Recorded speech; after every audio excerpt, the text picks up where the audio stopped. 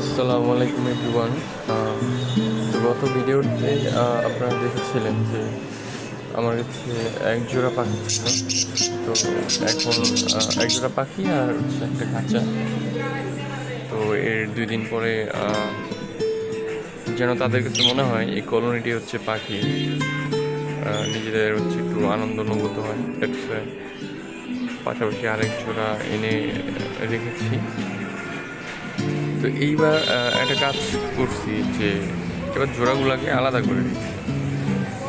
দুইটা মেয়ে পাখি দুইটাকে হচ্ছে এক খাঁচায়, ছেলে পাখি দুইটাকে দিয়েছি আরেক খাঁচায়।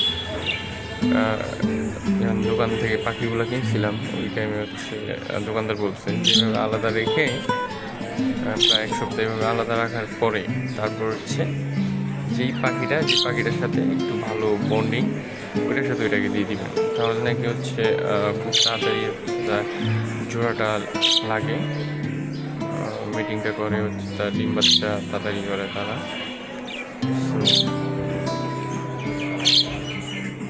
তো যেভাবে বলছে ওইভাবে করলাম। তো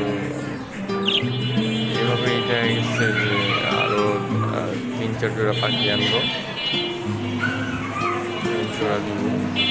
সবাই দোয়া করবেন যাতে হচ্ছে পাখিগুলোকে সাকসেসফুলভাবে ডিম বাচ্চা করাইতে পারি, কারণ এখানে খাবারের কোনো কমতি নেই।